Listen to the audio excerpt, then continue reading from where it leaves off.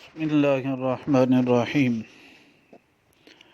ان الحمد للہ وان العظمة للہ والصلاة والسلام علی من لا نبی بعدہ اما بعد۔ خلیفہ بلا فصل حضرت ابو بکر صدیق رضی اللہ تعالیٰ عنہ کی خلافت کے بارے میں نبی پاک صلی اللہ علیہ وسلم نے اپنی ہی زندگی میں وصیت بھی فرمائی اور پوچھنے والوں کو آپ نے واضح اشارہ بھی فرما دیا۔ اس بارے میں بخاری شریف جلد نمبر 1 صفحہ نمبر 646 رقم الحدیث 3659 ہے۔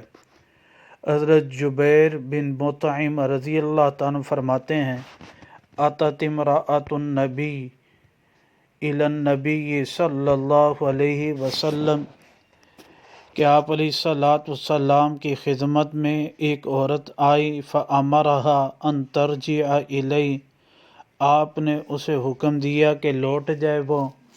قالت، وہ فرمانے لگی، کہنے لگیں ارأیت ان جئت، آپ مجھے خبر دیں کہ اگر میں آؤں ولم اجد کا، اور آپ کو میں اگر نہ پاؤں،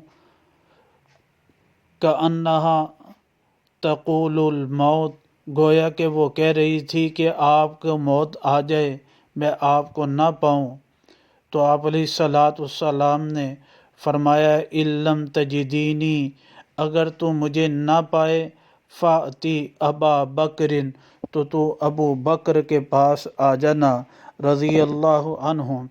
اس حدیث مبارکہ میں واضح آپ علیہ الصلوۃ والسلام نے ابو بکر رضی اللہ تعالیٰ عنہ کی خلافت کے بارے میں فرما دیا۔ اللہ سبحانہ تعالیٰ صحابہ کرام رضوان اللہ علیہم اجمعین سے محبت، عقیدت، مودت نصیب فرمائے۔